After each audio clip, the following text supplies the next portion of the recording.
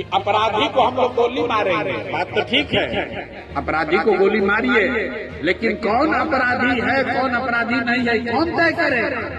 अगर आप इस तरह का छूट कर दीजिएगा, कल आपका दरोगा पुलिस से लड़ाई होगा, गोली निकालेगा, मार देगा।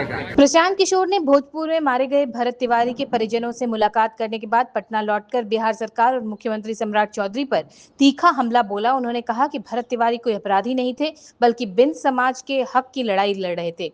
पीके ने आरोप लगाया कि भोजपुर क्षेत्र में बिंद समाज लंबे समय से पानी और बिजली जैसी मूलभूत समस्याओं से जूझ रहा है और भरत तिवारी इन मुद्दों को लेकर लगातार प्रशासन के सामने आवाज उठा रहे थे।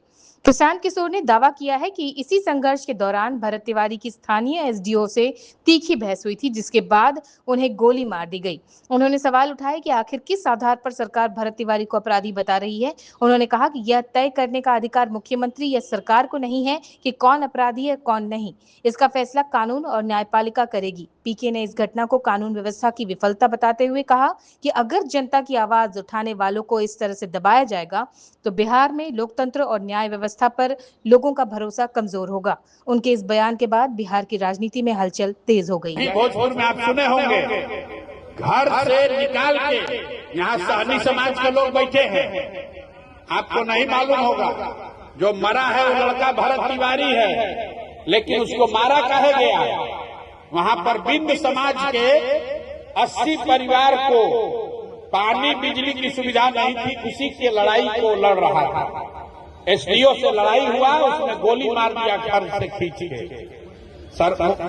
सम्राट चौधरी कह रहे हैं कि अपराधी को हम लोग गोली मारेंगे, बात तो ठीक है, अपराधी को गोली मारिए, लेकिन कौन अपराधी है कौन अपराधी नहीं है कौन तय करेगा?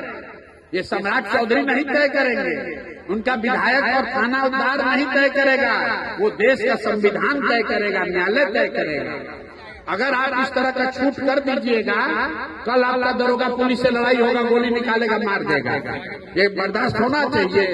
किसी के बाल बच्चा को गोली मार दीजिएगा, इसको सबक अगर सिखाना है तो मोदी जी को यहाँ से मैसेज भेजिए, ईवीएम पर भाजपा के खिलाफ बटन दबाइएगा, तभी सुधार होगा, न तो सुधार होने वाला नहीं है। कि लोग भाषण देगा कि हमारा दल से जुड़ा है या हमारा चाहने वाला आदमी है, तो यही कहेगा कि प्रशांत जी को जिताइए, सुधार देंगे। प्रशांत जी के जीतने से नहीं सुधार होगा, जब आप वोट अच्छा से दीजिएगा अपने आप सुधार होगा।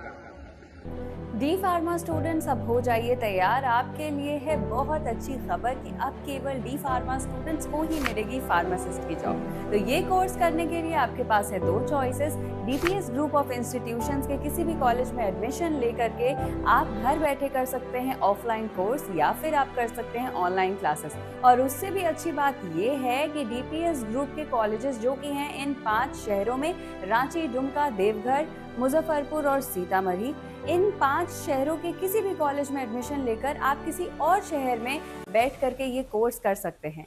आपको कॉलेज के नाम और डिटेल्स मिल जाएंगे वीडियो स्क्रीन पर, और बाकी किसी जानकारी के लिए दिए गए नंबर पर कॉल करें। तो मुझे कमेंट सेक्शन में बताना ना भूलें कि आखिर आप किस शहर में एडमिशन ले रहे हैं।